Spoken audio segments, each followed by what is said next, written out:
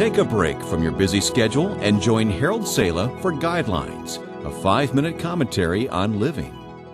Hell hath lost its sizzle, or has it? It all depends on who you listen to, and accordingly, fewer and fewer people really believe it exists at all.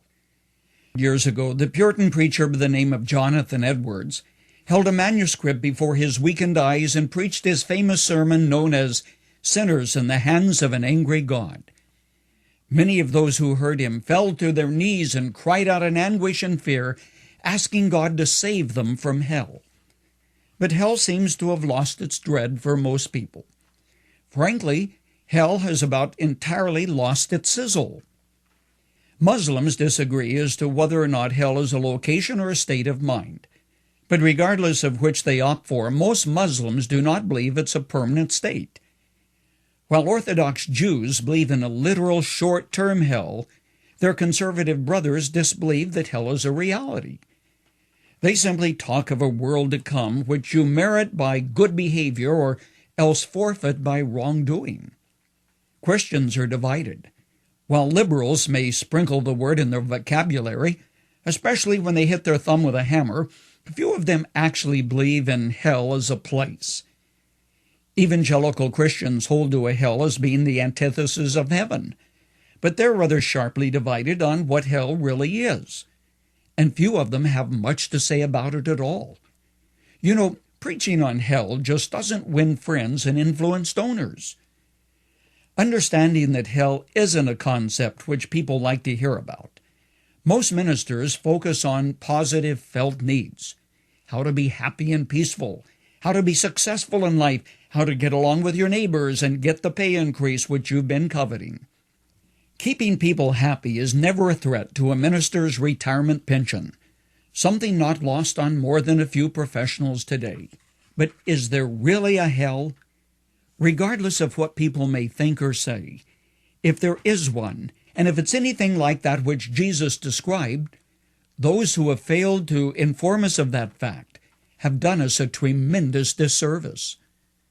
On the other hand, if Christians over a period of 2,000 years have been misled and eventually discover there is no literal hell, they shouldn't greatly mind, since most of them seem rather happy in life anyway. Anyone who picks up a New Testament and candidly reads it has to agree that Jesus spoke of hell as a real place, one which ought to be avoided at all cost. The language he used was neither figurative nor allegorical. When Jesus spoke of hell, one of the words he used was Gehenna, from the valley of Hinnom, which was the garbage dump of Jerusalem. In this spot, the fires of burning refuse and garbage were never fully extinguished. He told his disciples, "Do not be afraid of those who kill the body but cannot kill the soul. Rather be afraid of the one who can destroy both soul and body in hell." In the last reference to both heaven and hell, which came from Jesus before the cross, he used the same Greek word aion in describing them as eternal. Of one thing you can be certain: no matter what hell is, it means eternal separation from the loving God who sent his Son that men and women might have life. As John wrote, "For God did not send his Son into the world to condemn the world, but that the world through him might be saved." And Jesus said, "I have come to seek and to save that which is lost." You see, undoubtedly that is God's purpose.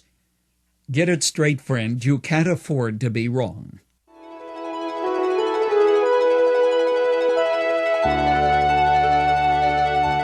You've just heard Dr. Harold Sala with Guidelines, a 5-minute commentary on living. If you would like to listen to the program again, download a copy, subscribe to our e-commentary, or view other resources, visit guidelines.org. We would like to hear from you too. You can email us at info@guidelines.org. That's info@guidelines.org. Thanks for listening, and we invite you to join us again for the next edition of Guidelines.